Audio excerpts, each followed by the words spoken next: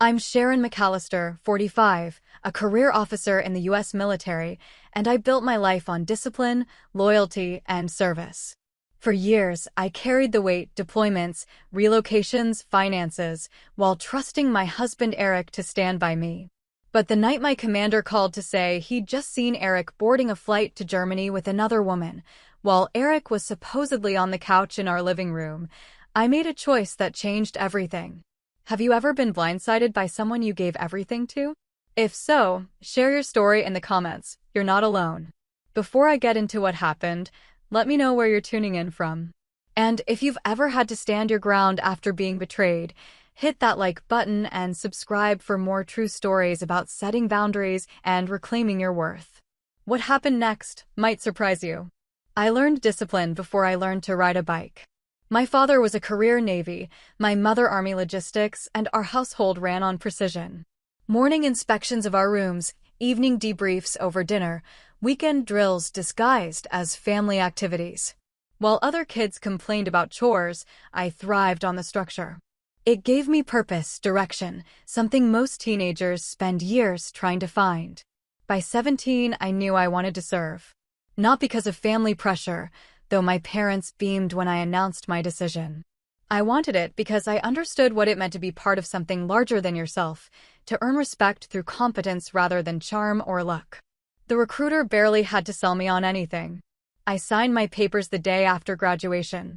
Basic training was tough, but not tougher than growing up in my house. I adapted quickly, excelled in leadership exercises, earned commendations for tactical thinking. My drill sergeants noticed. They pushed me harder, gave me additional responsibilities, watched as I transformed from a disciplined teenager into a soldier they could trust with lives and missions. The years that followed blurred together in the best way. Deployment after deployment, each one teaching me something new about myself and my capabilities. I learned to make decisions under pressure, to lead teams through impossible situations, to carry weight that would crush most people. My superiors took notice. Promotions came steadily, along with increasingly complex assignments and greater responsibility.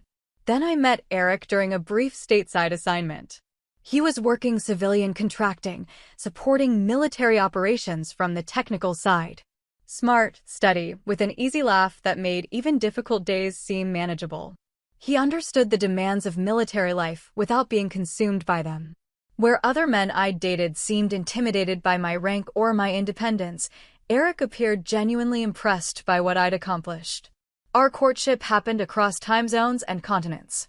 He'd send care packages to whatever remote location I was stationed at, filled with books, coffee, and handwritten letters that made me laugh out loud in the middle of tactical briefings. I'd call him from secure phones whenever I could, sharing what little I was allowed to about my work, listening to him describe his projects with genuine interest. He proposed during one of my rare leaves, in his apartment kitchen while I was making coffee in civilian clothes that still felt strange after months in uniform. Nothing dramatic, just a quiet, "I want to do this with you for the rest of my life," while sliding a simple ring across the counter. I said yes without hesitation, knowing he understood what he was signing up for, knowing he'd support the career that defined me. The wedding was small, military friends mixing with his civilian colleagues and family. His identical twin brother Josh served as best man, cracking jokes about how Eric had found someone who could actually tell them apart. They looked exactly alike, but their personalities couldn't have been more different.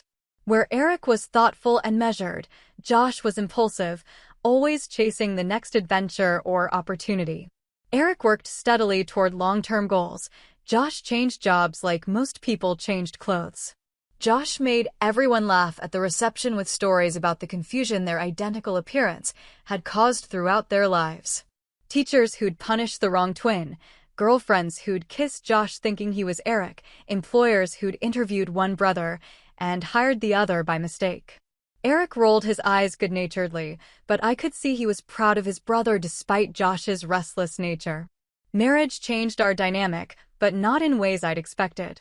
Eric moved to be closer to my duty station, finding contract work that allowed him flexibility when I deployed.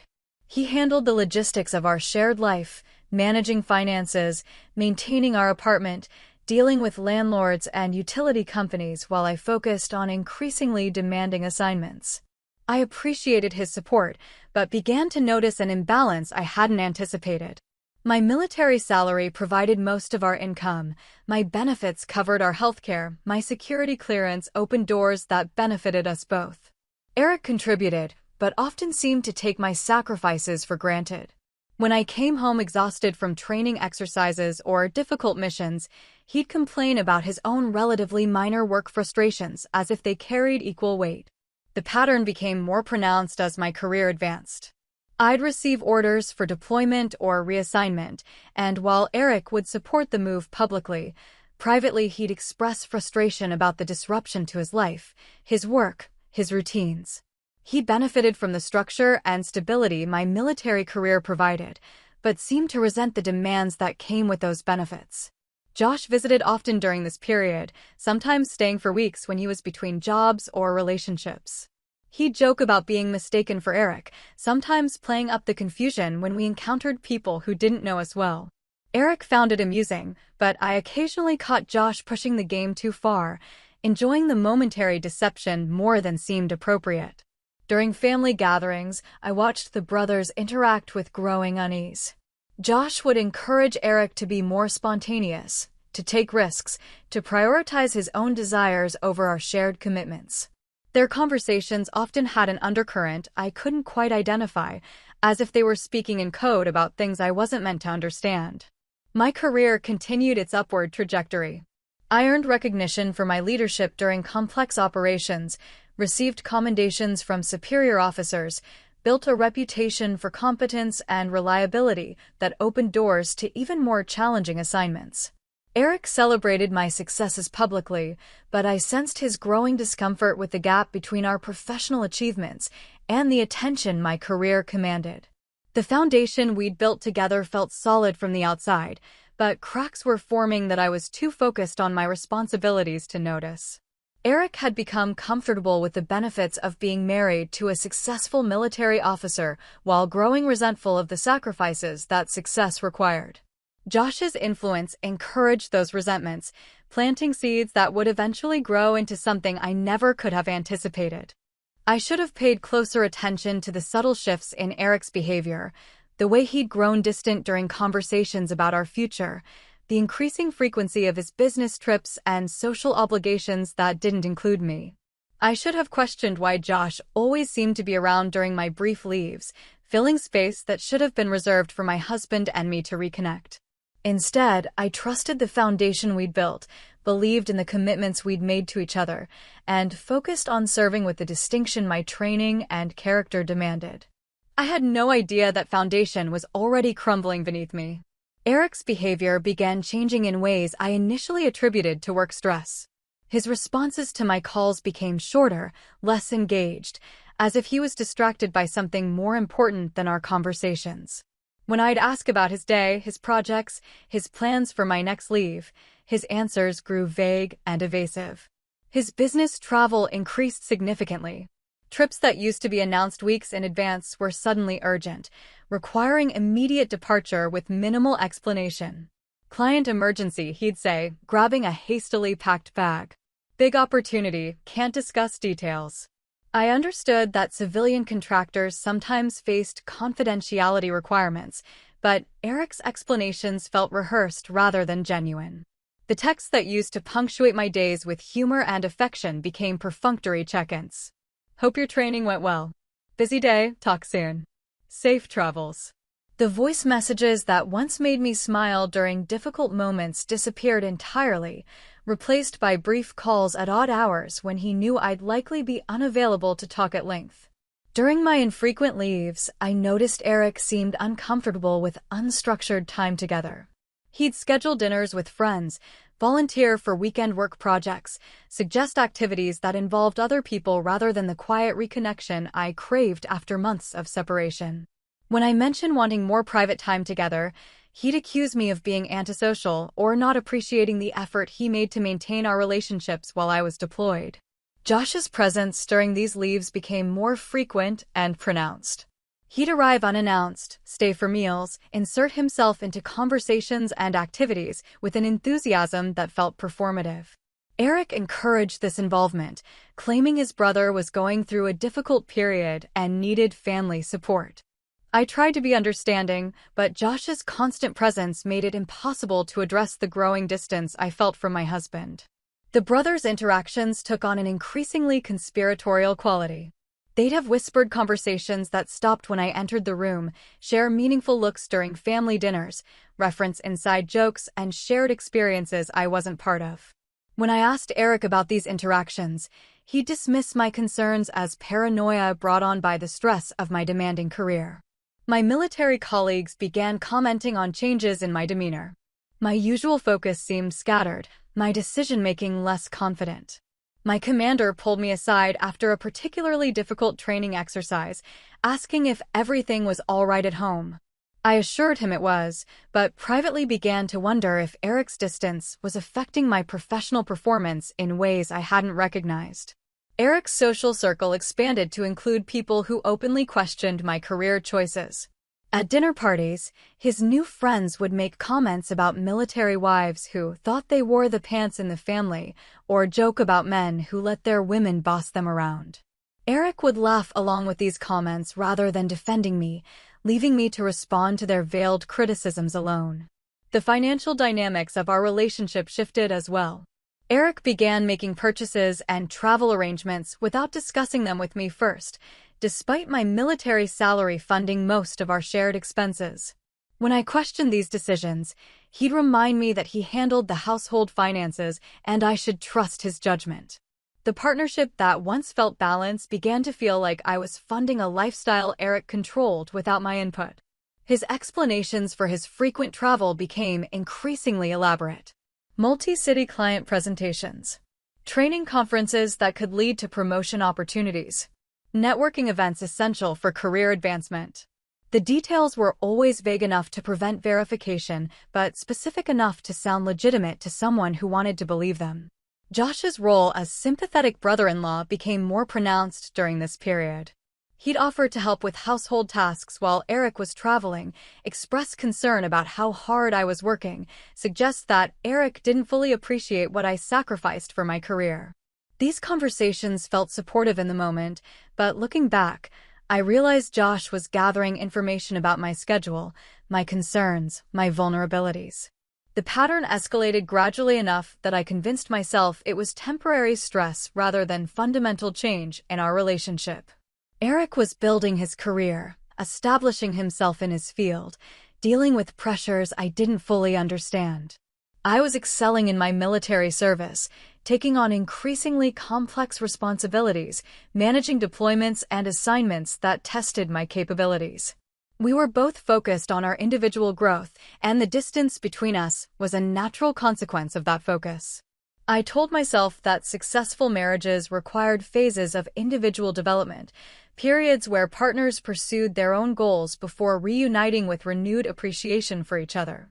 I convinced myself that Eric's behavior reflected ambition rather than deception, that his emotional distance was professional focus rather than personal betrayal. But the foundation of trust we'd built was eroding faster than I wanted to acknowledge. Eric was creating a separate life I wasn't part of, making decisions that affected our future without including me in the process. Josh was enabling this separation, providing cover and support for activities I wasn't meant to discover. And I was so focused on my own responsibilities, so committed to maintaining the standards my career demanded, that I failed to recognize how completely I was being excluded from my own marriage. The phone rang at 1800 hours on a Tuesday evening. I was reviewing deployment schedules for the following quarter, Eric supposedly on the couch behind me watching a documentary about World War II aircraft. The caller ID showed my commander's personal number, unusual for the time of day, but not unprecedented during busy operational periods. "Sharon, I need to ask you something strange," Commander Harris said without preamble. His voice carried the particular tension I'd learned to recognize when he was dealing with sensitive information. "Is your husband home right now?"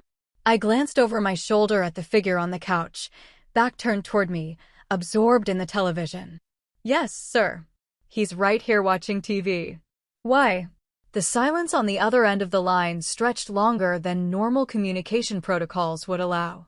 When Commander Harris spoke again, his voice had dropped to the careful tone he used when delivering information that would fundamentally alter someone's understanding of a situation. "That's impossible, Sharon. I'm standing in the international terminal at Reagan, about to board my own flight to Ramstein. I'm looking directly at your husband boarding Lufthansa Flight 441 to Frankfurt.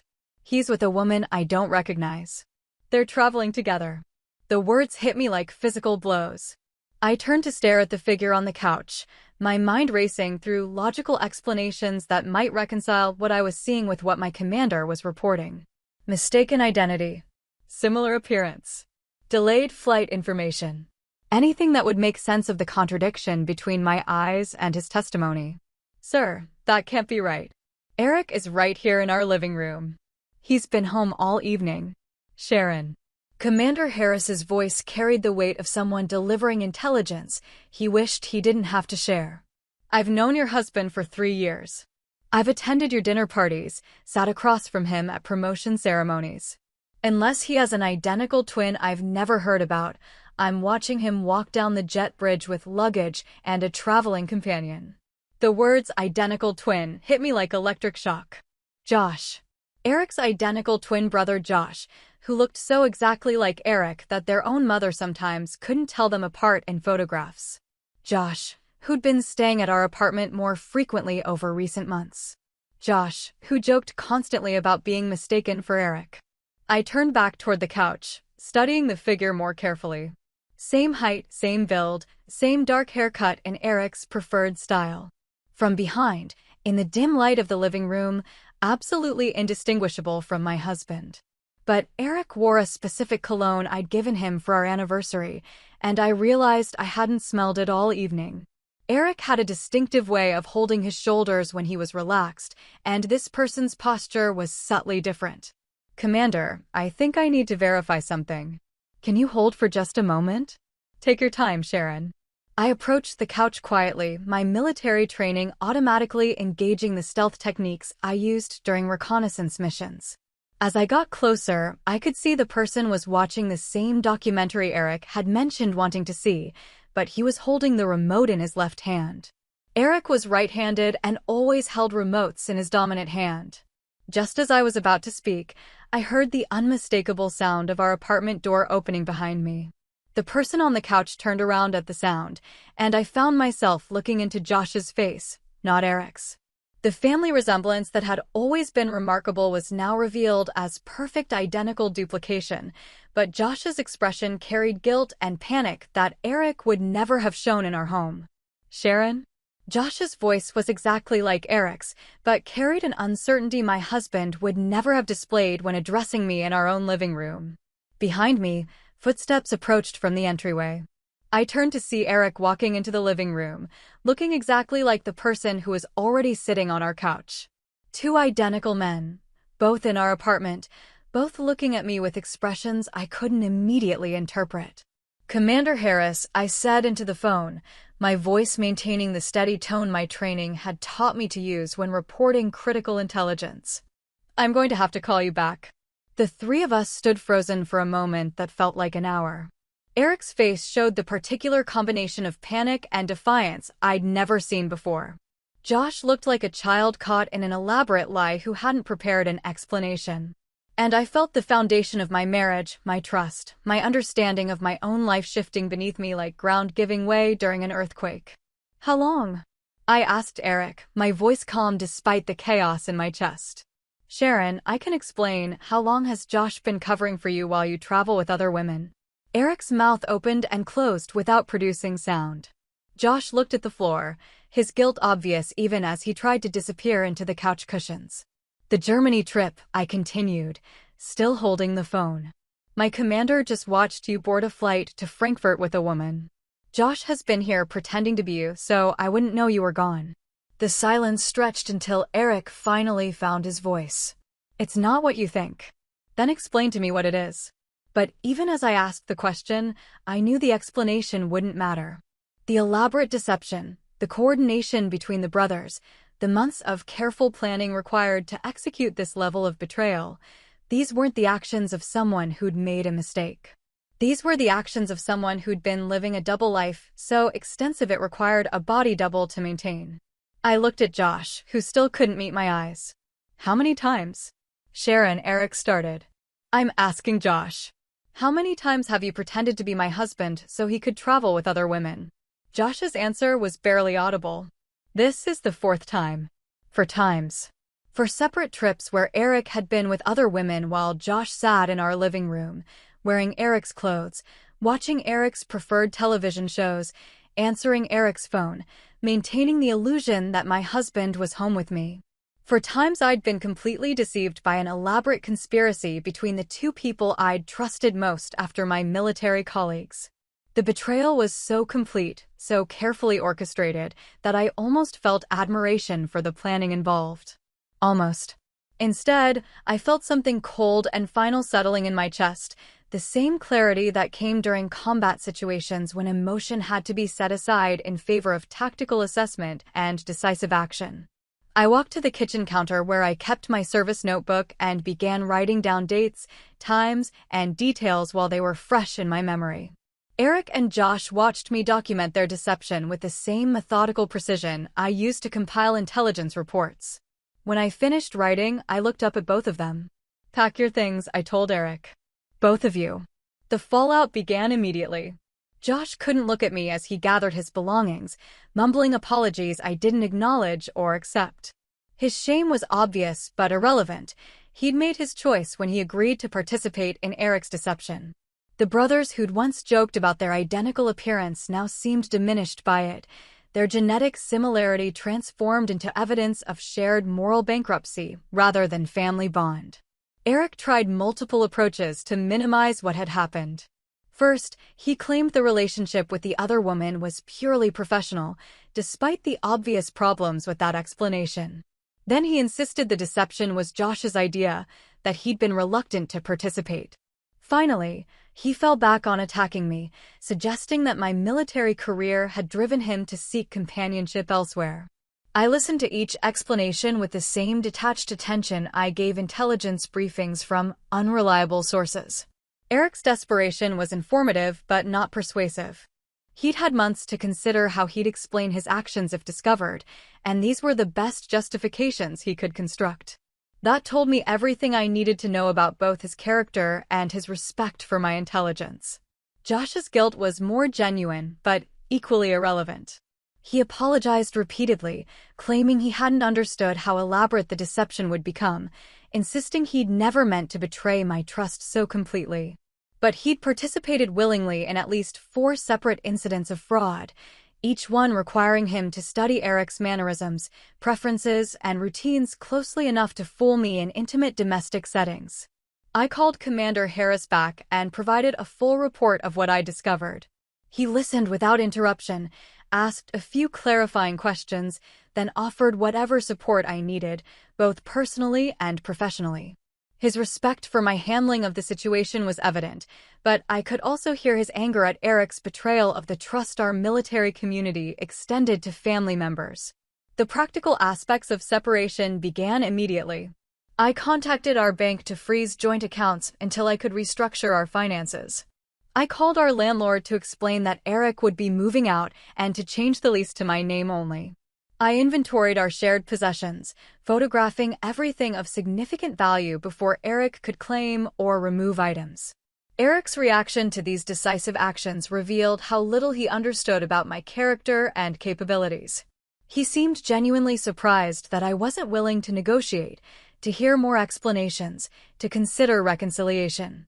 He'd apparently expected that discovering his betrayal would make me more desperate to preserve our marriage, not less willing to tolerate his presence.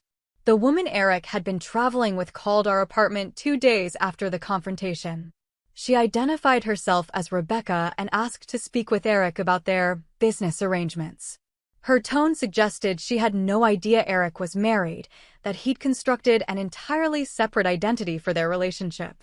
I gave her our address and suggested she come by to discuss Eric's business arrangements in person. When Rebecca arrived, she was younger than me, professionally dressed, carrying a briefcase that suggested legitimate business purposes. Her confusion when she saw our wedding photos was genuine. Eric had told her he was single, building a consulting business that required frequent travel, looking for an experienced partner to help expand his client base. I showed Rebecca documentation of our marriage, our joint financial accounts, our shared lease, and the timeline of Eric's trips that coincided with their business relationship. She was intelligent enough to recognize immediately that she'd been deceived as completely as I had been. Her anger at Eric was more explosive than mine, but her betrayal was more recent and less foundational than what I'd experienced. Eric's carefully constructed double life collapsed rapidly once both women understood the scope of his deception. Rebecca terminated their business relationship and threatened legal action for fraud. I began divorce proceedings and filed for exclusive use of our apartment. The network of lies Eric had maintained required constant attention and energy, and once it began unraveling, he couldn't repair it quickly enough to prevent complete exposure. Josh disappeared entirely after the first week, apparently unable to face the consequences of his participation in Eric's schemes. I heard through family members that he'd moved to another state, found temporary work, and was avoiding contact with anyone who might ask about his role in the deception. His shame was appropriate, but his absence left Eric without the ally he'd relied on to maintain his elaborate fraud. My military colleagues rallied around me with the loyalty and support I'd expected, but hadn't wanted to need. They understood betrayal in ways civilian friends couldn't, recognized the particular violation of trust that occurred when someone you'd trusted with your life proved unworthy of that faith. Their anger on my behalf was fierce, but controlled, their support practical and unwavering. Commander Harris assigned me to special projects that kept me focused on challenging work while I dealt with personal crisis. He understood that I needed professional purpose to maintain equilibrium during the dissolution of my marriage.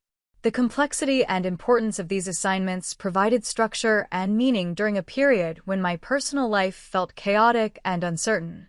Eric's attempts at reconciliation became increasingly desperate as the full consequences of his actions became apparent. He'd lost his consulting contracts when Rebecca exposed his fraudulent business practices. His reputation in the professional community where he'd built his career was destroyed by revelations about his deceptive personal conduct. The comfortable life he'd built on the foundation of my military benefits and steady income was dismantled along with our marriage.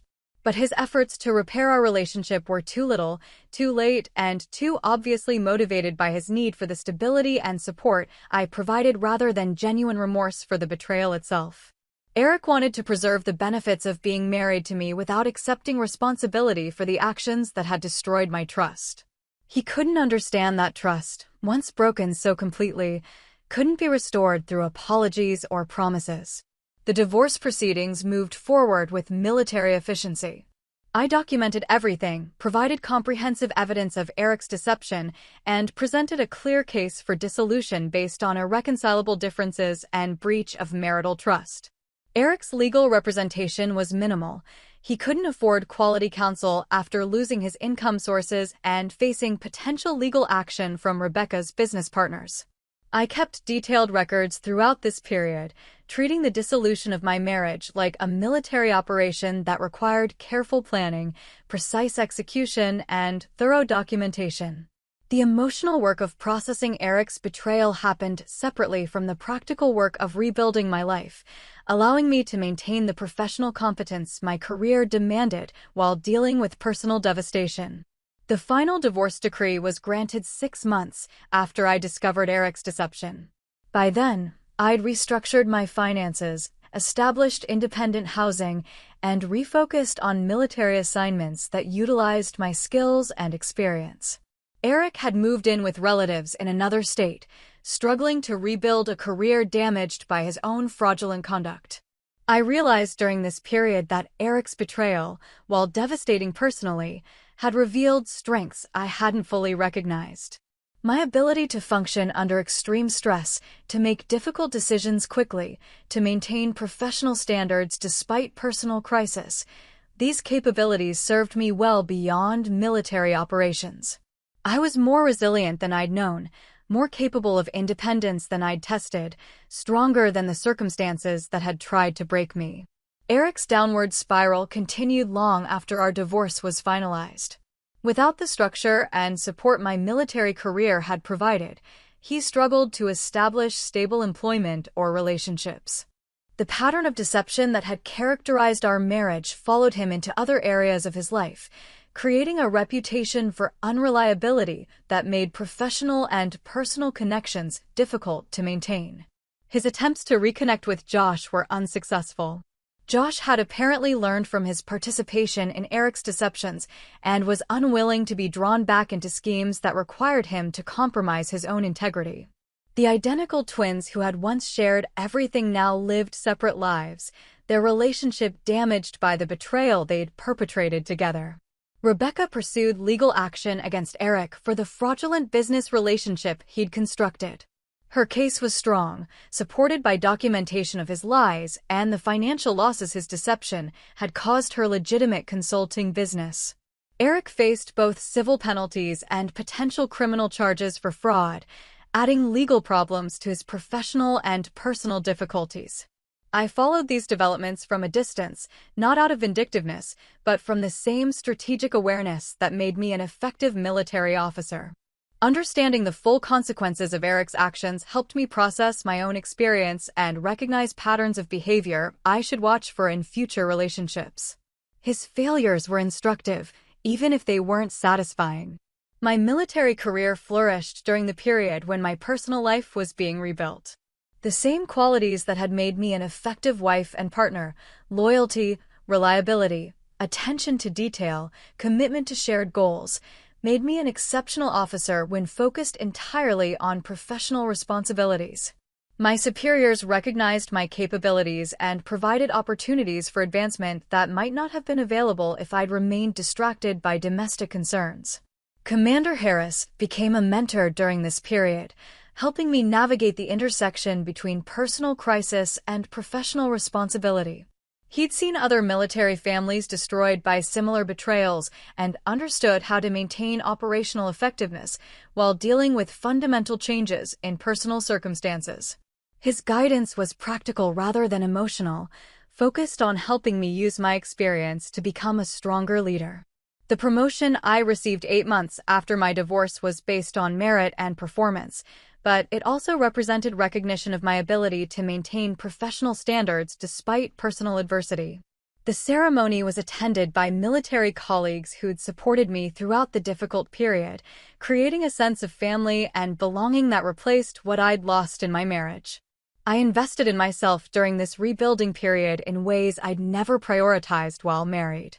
Professional development courses that improved my qualifications for senior leadership positions. Physical fitness training that enhanced my already strong conditioning. Financial planning that secured my long-term independence and retirement security. Travel to places I'd wanted to visit but had compromised on due to Eric's preferences.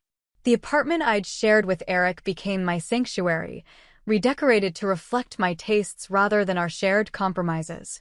I removed all evidence of our marriage, not from bitterness, but from a desire to create space that supported my future rather than memorializing my past. The home became a reflection of who I was becoming rather than who I had been as part of a couple. My relationship with Josh remained permanently severed. He made several attempts to apologize and explain his actions, but I had no interest in maintaining connection with someone who'd participated so willingly in deceiving me. His identical appearance to Eric made his presence emotionally difficult, and his history of deception made any future relationship impossible to trust. The other family relationships damaged by Eric's actions gradually healed as people understood the scope of his betrayal and my decisive response to it. Eric's parents, initially confused by our divorce, eventually acknowledged their son's responsibility for the marriage's failure. They maintained respectful contact with me, expressing regret about losing a daughter-in-law they genuinely valued. I began dating again 2 years after the divorce, approaching new relationships with hard-earned wisdom about trust, respect, and compatibility. My experience with Eric had taught me to recognize red flags I'd previously ignored and to value actions over words when assessing someone's character. I was more selective but also more confident in my ability to build healthy relationships based on mutual respect and shared values. The men I met had to understand and respect my military career, not just tolerate it as Eric had pretended to do. They needed to demonstrate reliability through consistent actions over time, not just initial charm and promises. They had to show genuine interest in my thoughts, goals, and experiences, not just appreciation for the benefits and stability I could provide. Some potential relationships ended early when men revealed expectations that I should compromise my career ambitions for their comfort or convenience. Others faded when it became clear they were attracted to the idea of dating a military officer more than they were interested in knowing me as an individual. I learned to recognize these patterns quickly and end relationships before significant emotional investment. The relationship that eventually developed into something serious began as friendship with another military officer who understood the demands and rewards of service life. We worked together on joint operations, building trust through professional collaboration before exploring personal compatibility. Our relationship developed slowly, based on demonstrated respect and shared values rather than chemistry and promises. I was more cautious the second time, more protective of my independence, more insistent on maintaining my individual identity within the partnership. The experience with Eric had taught me that I could survive and thrive alone, making me less willing to compromise essential aspects of myself for relationship harmony. This strength, paradoxically, made me a better partner when I chose to commit again. 3 years after my divorce from Eric, I received news that he'd been arrested for fraud in connection with another consulting scheme that had bilked clients out of significant money. The pattern of deception that had destroyed our marriage had escalated into criminal behavior when applied to his professional life. He was facing potential prison time for actions that followed logically from the character flaws that had betrayed our relationship. I felt no satisfaction in learning about Eric's legal troubles, but I did feel validated in my decision to end our marriage decisively rather than attempting reconciliation. The man who had deceived me so elaborately had continued making choices that revealed fundamental problems with his character and judgment. Staying married to him would have meant accepting responsibility for increasingly serious consequences of his dishonest behavior. Josh contacted me when Eric was arrested, apparently hoping I might provide character testimony or financial support for his brother's legal defense. I declined both requests politely but firmly. My relationship with both brothers had ended when I discovered their conspiracy to deceive me, and Eric's subsequent legal problems didn't change my assessment of his character or my obligation to help him. The military community that had supported me during my divorce continued providing professional opportunities and personal encouragement as I rebuilt my life. Their respect for my handling of personal crisis enhanced my reputation as someone who could be trusted with difficult responsibilities. The experience of surviving Eric's betrayal and emerging stronger became part of my leadership credentials. I was assigned to increasingly complex operations that required the kind of steady judgment and unshakable reliability I'd demonstrated during my personal crisis. My superiors understood that someone who could maintain professional excellence while rebuilding their entire personal life possessed qualities essential for senior military leadership. The challenges that might have destroyed other officers had proven my resilience and adaptability. My financial independence, established during the divorce proceedings, provided security that allowed me to make career decisions based on professional goals rather than economic necessity.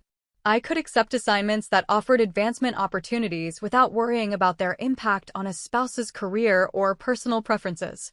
The freedom to prioritize my own professional development was both liberating and empowering. The home I'd created after Eric's departure became a reflection of my values, interests, and aspirations rather than compromises necessary for shared living. I decorated it with art that inspired me, books that educated me, and mementos from achievements that defined my identity. The space supported my goals and ambitions rather than limiting them to accommodate someone else's comfort. I traveled extensively during this period, visiting places I'd always wanted to see and experiencing cultures that enriched my understanding of the world beyond military installations. These trips were planned according to my interests and schedule, without needing to consider another person's preferences or availability. The freedom to explore independently was both educational and personally fulfilling. My fitness regimen became more intensive and varied during this rebuilding period. Without the distraction of managing a troubled marriage, I could focus on physical training that challenged my capabilities and improved my performance in demanding military operations. The discipline required for peak physical conditioning became a source of personal satisfaction and professional advantage. The professional development courses I pursued enhanced my qualifications for senior leadership positions while providing intellectual challenges that engaged my mind fully. Learning new skills, mastering complex concepts, and earning advanced certifications created momentum that carried forward into other areas of my life. Education became both a professional necessity and a personal passion. 5 years after discovering Eric's betrayal, I was promoted to a senior leadership position that represented the culmination of my military career aspirations. The ceremony was attended by colleagues who'd witnessed my professional growth and personal resilience throughout the challenging period following my divorce. Their respect and admiration were based on demonstrated competence and character rather than sympathy for my personal difficulties. The promotion brought increased responsibility for operations that could impact national security, requiring the kind of judgment and reliability that had been tested and proven during my personal crisis. My ability to make difficult decisions under extreme pressure, demonstrated during the dissolution of my marriage, qualified me for assignments where similar capabilities were essential for success. Eric's absence from this achievement was notable only because it highlighted how much I'd accomplished independently.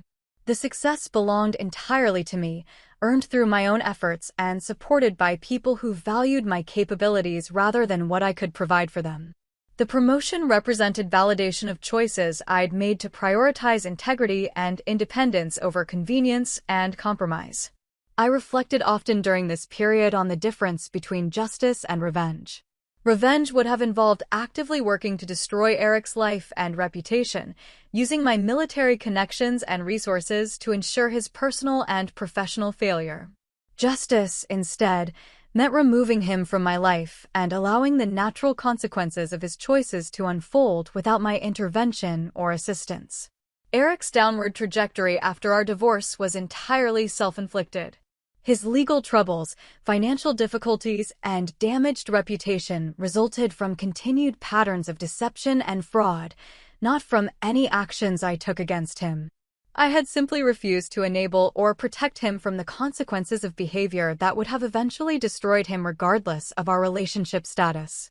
The strength I discovered during the crisis became a permanent part of my character, informing how I approached challenges in both personal and professional contexts.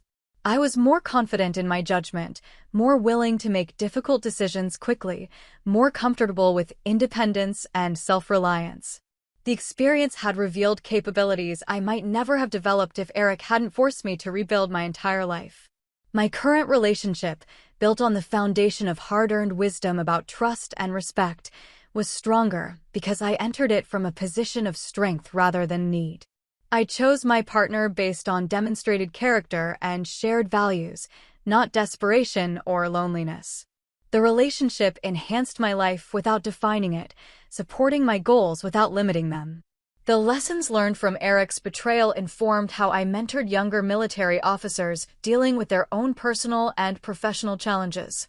I could recognize signs of relationship problems that might impact professional performance and provide guidance based on lived experience rather than theoretical knowledge. My story became a source of encouragement for others facing similar crises.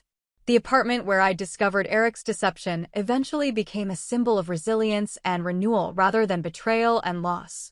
I'd transformed it from a crime scene into a sanctuary, proving to myself that spaces could be reclaimed and repurposed, just like lives could be rebuilt and redirected. 10 years have passed since that phone call from Commander Harris changed everything. Eric serves a federal sentence for fraud, his pattern of deception having escalated until it crossed into serious criminal territory. Josh lives quietly in another state, having learned painful lessons about the cost of enabling someone else's dishonesty. Neither brother contacts me anymore, understanding that chapter of my life is permanently closed. I reached the rank of colonel 2 years ago, commanding respect earned through competence and character rather than sympathy or special consideration. My military record reflects steady advancement based on performance and leadership capability, with no asterisks or explanations needed for the period when my personal life was in crisis. The strength I discovered during those difficult months became the foundation for everything I've accomplished since. My marriage to David, a fellow officer who values integrity above convenience, has lasted 5 years and continues to strengthen based on mutual respect and shared values. We built our relationship slowly, testing compatibility through joint assignments and professional collaboration before committing to a personal partnership. Trust developed gradually through consistent actions rather than promises, creating a foundation strong enough to support both our individual ambitions and our shared goals. The house we bought together reflects both our personalities while giving each of us space for individual interests and pursuits. David understands that my independence isn't a threat to our relationship, but rather the quality that makes me capable of genuine partnership. He's proud of my achievements because he recognizes the work and sacrifice they represent, not because they reflect well on him or provide benefits he can exploit. We travel together to places that interest us both, make financial decisions based on shared priorities, and support each other's career advancement without keeping score or demanding equal sacrifice. The relationship enhances our individual strengths rather than requiring us to compromise essential aspects of our characters. It's what I thought I had with Eric, but built on truth rather than illusion. My story became part of the informal mentoring I provide to junior officers dealing with personal crises that threaten their professional effectiveness. I can recognize signs of relationships that demand too much compromise, partners who take advantage of military benefits without respecting the service member who earns them, and family members who enable destructive behavior rather than supporting healthy growth. The guidance I offer is practical rather than emotional, focused on helping people recognize their own strength and capabilities rather than encouraging them to endure situations that undermine their dignity and effectiveness. I've learned that sometimes the kindest thing you can do for someone is help them recognize they deserve better treatment than they're accepting. Eric's betrayal taught me that respect, once lost, cannot be demanded back through explanations or promises. It must be earned through consistent actions over time, and some violations of trust are too fundamental to repair. The person who could orchestrate such elaborate deception, who could recruit his own brother to participate in betraying me, had revealed character flaws that wouldn't disappear through counseling or good intentions. I don't regret the decisive action I took when I discovered the truth. Attempting reconciliation would have meant accepting responsibility for rebuilding trust that Eric had destroyed, taking on the burden of healing damage he had caused, and risking further betrayal from someone who'd already proven capable of extraordinary deception. Instead, I chose to invest that energy in rebuilding my own life according to my own values and priorities. The strength I found during that crisis serves me well in military leadership positions where difficult decisions must be made quickly based on incomplete information. I can separate emotion from analysis, assess situations clearly under pressure, and take decisive action even when the consequences are uncertain. These capabilities, developed during personal adversity, have become essential tools for professional success. My financial independence, established during the divorce proceedings, continues to provide security that allows me to make career decisions based on merit and opportunity rather than economic necessity. I can accept challenging assignments in difficult locations, pursue advanced training that requires time and investment, and take calculated professional risks because I'm not dependent on anyone else's income or support. The home I've created with David reflects shared values and mutual respect rather than one person's dominance over household decisions. We discuss major purchases, plan renovations together, and accommodate each other's preferences without either of us having to sacrifice our individual identity for domestic harmony. The partnership works because we both contribute equally and benefit proportionally. Commander Harris, now General Harris, remains a mentor and friend whose respect means more to me than almost any other professional acknowledgement. He witnessed my worst personal crisis and my strongest professional performance, understanding how the two experiences shaped my character and capabilities. His continued confidence in my leadership abilities validates the choices I made during those difficult months. The woman Eric was traveling with that night, Rebecca, built a successful consulting business after extracting herself from his deceptive schemes. We maintain occasional contact, not because of our shared experience with Eric's betrayal, but because we respect each other's professional competence and personal resilience. She learned the same lessons I did about trusting actions over words and choosing partners based on demonstrated character rather than initial charm. I sometimes wonder what would have happened if Commander Harris hadn't made that phone call, if Eric's deception had continued indefinitely, if I'd never discovered the elaborate conspiracy he and Josh had constructed to hide his infidelity. The answer is clear. Eric's pattern of dishonesty would have escalated until it destroyed our marriage anyway, but I would have wasted more years of my life accommodating behavior that was fundamentally disrespectful and unsustainable. The betrayal, painful as it was, forced me to confront reality rather than continuing to enable Eric's deception through willful blindness. Discovering the truth allowed me to make informed decisions based on facts rather than hopes, ending the relationship while I still had time and energy to rebuild my life according to my own standards and goals. Justice, I learned, doesn't always involve dramatic confrontations or elaborate revenge schemes. Sometimes justice means simply refusing to enable someone else's destructive behavior, removing yourself from situations that don't serve your best interests, and focusing your energy on building a life that reflects your values rather than accommodating someone else's weaknesses. The legacy of that night 10 years ago isn't Eric's betrayal or Josh's complicity, but my response to discovering the truth.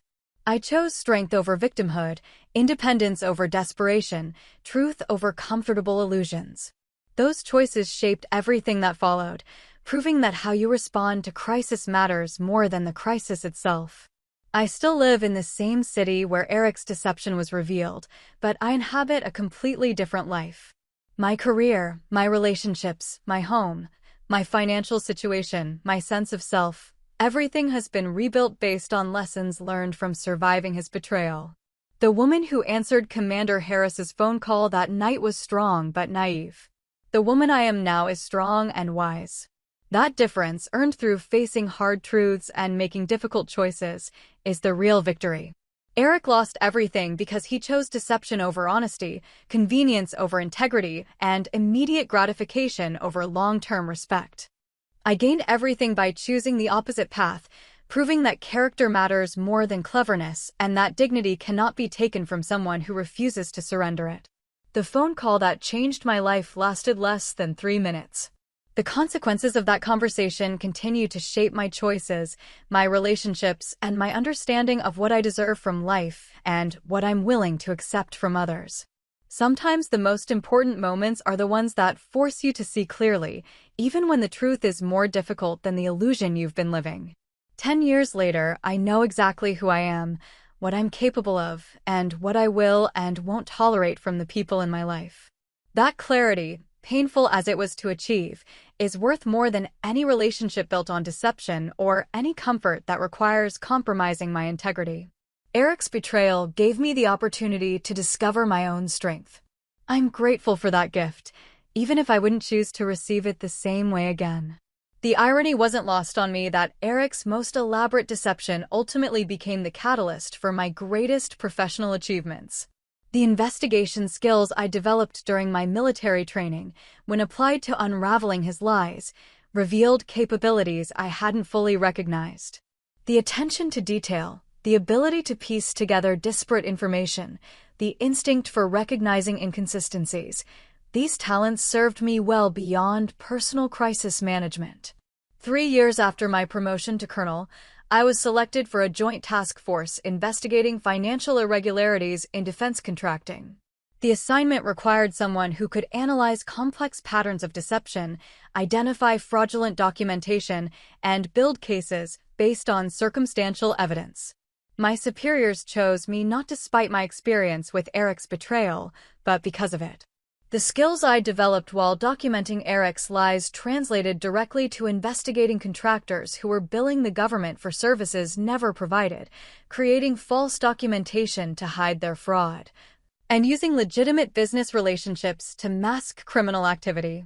The patterns of deception were remarkably similar, just scaled up from personal betrayal to systemic corruption. Working with federal investigators and financial analysts, I helped uncover a network of fraudulent contracts worth millions of dollars. The investigation required the same methodical approach I'd used to piece together Eric's travel schedules, cross-referencing documents, identifying inconsistencies, and building timelines that revealed the scope of the deception. The work was complex but familiar. The lead contractor in the fraud scheme reminded me of Eric in disturbing ways. Charming and articulate, he'd built relationships with military personnel and civilian officials based on trust and reliability. He understood exactly what people needed to hear to believe his promises, and he delivered just enough legitimate service to mask the extensive fraud underneath. Like Eric, he'd compartmentalized his life so effectively that different groups of people knew completely different versions of his character and activities. His military contacts saw him as a patriotic businessman supporting national defense. His financial partners saw him as a successful entrepreneur with exclusive government relationships. His family saw him as a devoted husband and father working hard to provide for them. The parallels to my personal experience were so striking that I initially worried about my objectivity. But General Harris, now leading the task force, assured me that my insights were invaluable precisely because I understood how sophisticated deception operates at a personal level. My ability to recognize manipulation tactics and false narratives made me more effective at identifying them in professional contexts. The investigation lasted 18 months and resulted in criminal convictions for fraud, conspiracy, and theft of government funds. The lead contractor received a 15-year federal sentence, and several accomplices faced significant prison time. The case saved taxpayers millions of dollars and led to improved oversight procedures for defense contracting. My role in the investigation earned recognition from senior military leadership and civilian officials who understood the complexity of the case and the skills required to build it successfully. The commendation I received mentioned my exceptional analytical abilities and unwavering commitment to justice, qualities that had been forged during my personal crisis, but proven in professional service. The success of that investigation led to additional assignments involving financial crimes, fraud prevention, and security clearance investigations. I became known within military intelligence circles as someone who could unravel complex deceptions and build solid cases based on careful analysis of documentary evidence and behavioral patterns. Each case reinforced lessons I'd learned from Eric's betrayal about the psychology of deception and the importance of verifying claims through independent evidence rather than accepting them based on trust or convenience. People who lie professionally follow predictable patterns, and understanding those patterns makes their detection systematic rather than intuitive. The civilian contractor who replaced Eric's business partner, Rebecca, in one of my investigations had used similar tactics to establish credibility with government clients. He created false credentials, manufactured references from non-existent previous clients, and built an elaborate network of shell companies to hide the fact that he had no legitimate qualifications for the contracts he was receiving. Unraveling his deception required the same patience and attention to detail I'd used to document Eric's travel patterns and Josh's complicity. Every phone call, every email, every financial transaction had to be verified and cross-referenced to build a complete picture of the fraud. The work was tedious, but satisfying in ways that surprised me. I realized during these investigations that Eric's betrayal had given me more than personal strength and professional skills.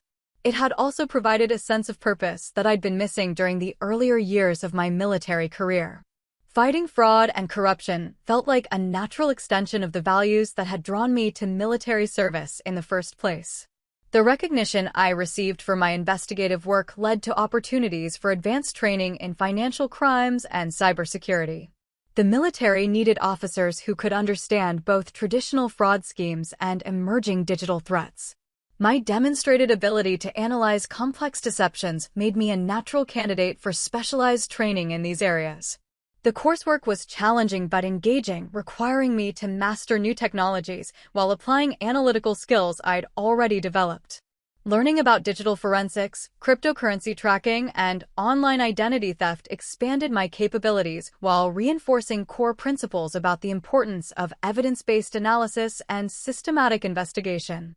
My first major cybersecurity case involved a defense contractor whose computer systems had been compromised by foreign agents seeking classified information. The investigation required tracing digital evidence, analyzing network logs, and identifying the methods used to gain unauthorized access to sensitive data. The techniques used by the foreign agents were sophisticated, but the underlying psychology was familiar. They'd identified trusted employees, built relationships based on false pretenses, and gradually gained access to information they weren't authorized to have. The social engineering aspects of the cyber attack reminded me of the personal manipulation tactics Eric had used to maintain his deceptions. Working with cybersecurity specialists and intelligence analysts, I helped identify the compromised systems, trace the methods used to access classified information, and implement security improvements to prevent similar breaches. The case resulted in improved cybersecurity protocols and enhanced training for personnel handling sensitive information.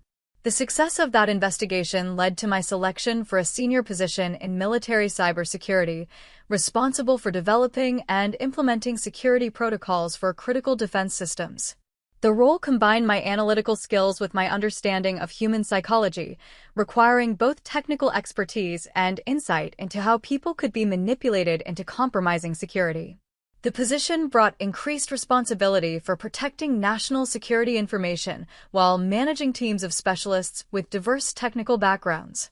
Leadership in cybersecurity required different skills than traditional military command, but the core principles of trust, confidence, and clear communication remained essential. My experience with Eric's betrayal informed how I approached cybersecurity training, emphasizing the importance of verifying identity and authorization through multiple independent methods rather than relying on single points of authentication. The human factor in security breaches was often more significant than technical vulnerabilities.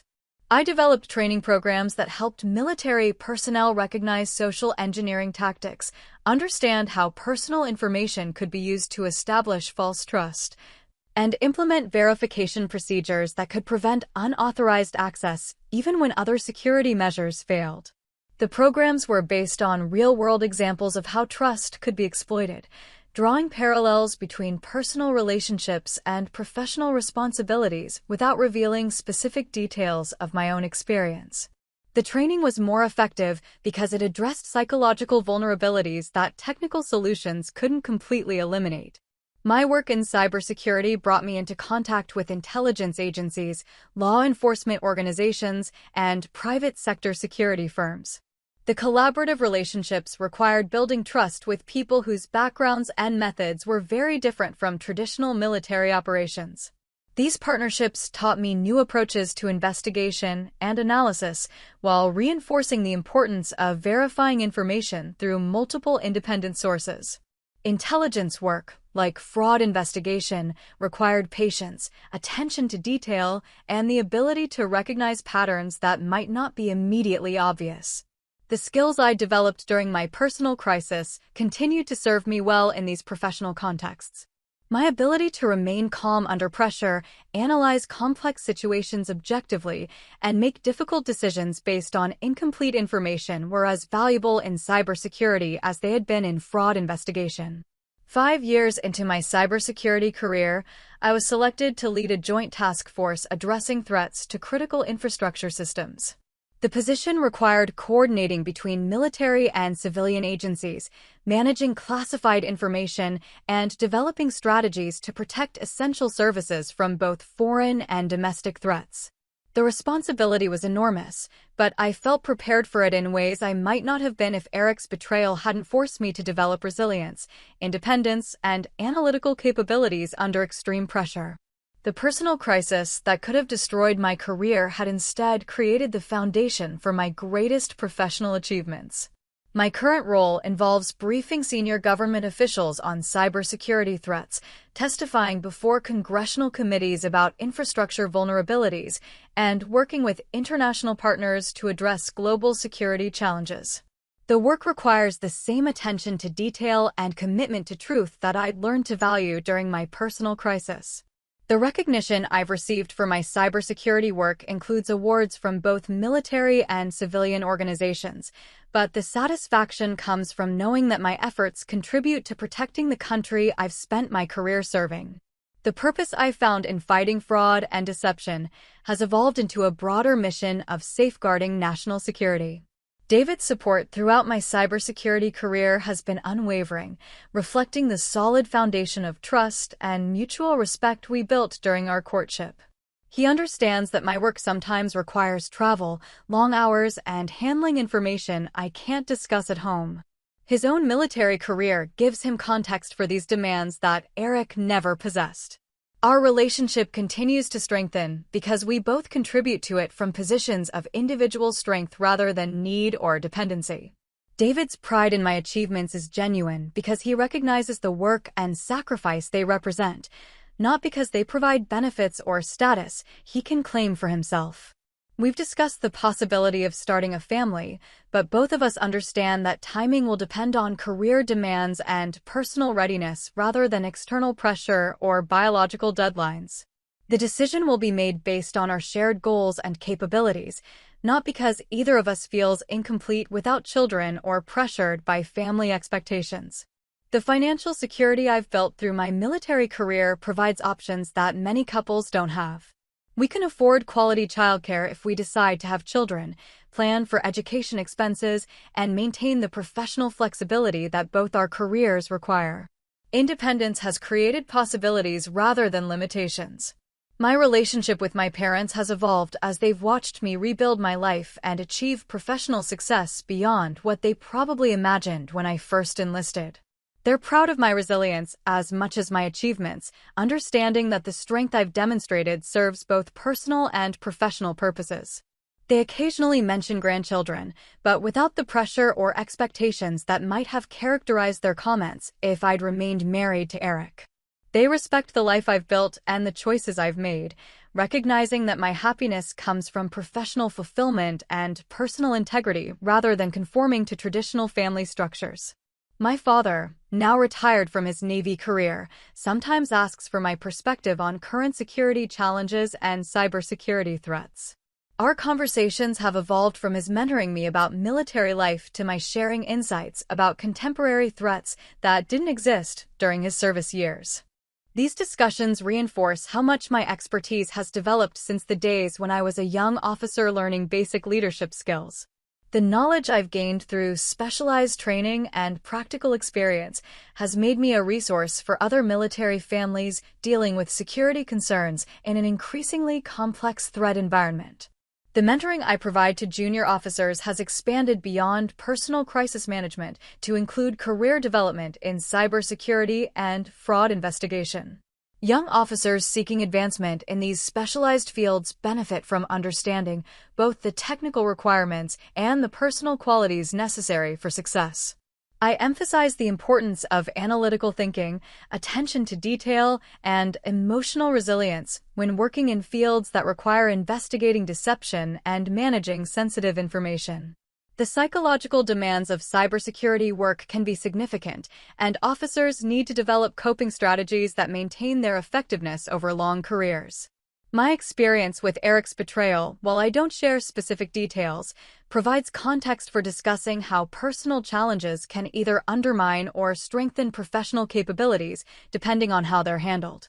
The lessons about trust, verification, and independent analysis apply to both personal relationships and professional responsibilities. The junior officers I mentor understand that cybersecurity and fraud investigation require different skills than traditional military operations, but the core values of integrity, competence, and service remain essential. Success in these fields depends on character as much as technical expertise. Some of these officers have faced their own personal crises while building their careers, and they benefit from understanding that professional excellence can coexist with personal adversity if both are handled with wisdom and determination. The example I provide shows that setbacks don't have to derail careers if they're used as opportunities for growth and learning. The cybersecurity threats we face today are more sophisticated than anything previous generations of military officers had to address, but the principles of defense and protection remain constant. Understanding how adversaries think and operate, anticipating their methods, and implementing countermeasures require the same strategic thinking that has always characterized effective military leadership. My role in protecting critical infrastructure systems brings daily reminders that the work we do has immediate consequences for civilian safety and national security. Power grids, water treatment facilities, transportation networks, and communication systems all depend on cybersecurity measures that must evolve constantly to address emerging threats. The responsibility is sobering, but it's also energizing in ways that remind me why I chose military service in the first place.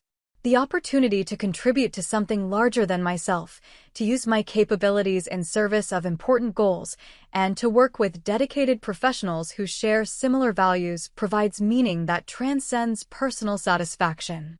Looking back on the path that led from Eric's betrayal to my current position, I can see how each challenge contributed to developing capabilities I needed for future responsibilities. The analytical skills, emotional resilience, and commitment to truth that I learned during my personal crisis became essential tools for professional success in cybersecurity and fraud investigation. The irony that Eric's deception prepared me for a career fighting deception on a larger scale isn't lost on me. His betrayal taught me to recognize manipulation tactics, verify claims through independent evidence, and maintain objectivity when analyzing complex situations. These skills have served both personal and professional purposes throughout the years since our divorce. I sometimes wonder if Eric realizes that his elaborate fraud contributed to developing the expertise I now use to help prosecute similar crimes on a much larger scale. His pattern of deception, when analyzed systematically, revealed tactics that other fraudsters use in different contexts. Understanding his methods helped me recognize similar approaches in professional investigations. The strength I discovered during that crisis has proven durable and adaptable, serving me well in situations Eric never could have imagined when he was planning his deceptions with Josh's assistance. The resilience I developed has enhanced every aspect of my life, from personal relationships to professional achievements to the sense of purpose that guides my daily decisions. 20 years from now, when I retire from military service, I'll look back on Eric's betrayal as the catalyst that transformed my life from good to exceptional. Without that crisis, I might have remained in a mediocre marriage while building a respectable but unremarkable career. Instead, I discovered capabilities I didn't know I possessed and found purposes I didn't know existed. The woman who answered Commander Harris's phone call that night was competent and dedicated, but untested by real adversity. The woman I am today has been forged by challenges that revealed strengths I might never have discovered in easier circumstances. That transformation, painful as it was to achieve, has made every subsequent success more meaningful and every relationship more genuine. Eric's betrayal taught me that trust must be earned through consistent actions over time, that respect cannot be demanded but must be demonstrated, and that integrity is more valuable than convenience. These lessons have guided every major decision I've made since discovering his deception, creating a life built on solid foundations rather than comfortable illusions. The legacy of that terrible night 15 years ago isn't the betrayal itself, but how I chose to respond to it. That response set in motion a series of decisions and opportunities that have shaped my entire adult life, proving that crisis can be the beginning of greatness if it's handled with wisdom, courage, and unwavering commitment to truth. That's how I learned the truth and why I chose to walk away. Have you ever trusted someone only to find out they were living a double life? How would you have handled it if you discovered not just betrayal, but a family member helping to cover it up? Let me know your thoughts in the comments. And if you've ever had to rebuild after being deceived, share your experience. You never know who might need to hear it. Don't forget to like, subscribe, and hit the bell so you don't miss more true stories about setting boundaries, choosing strength, and moving forward.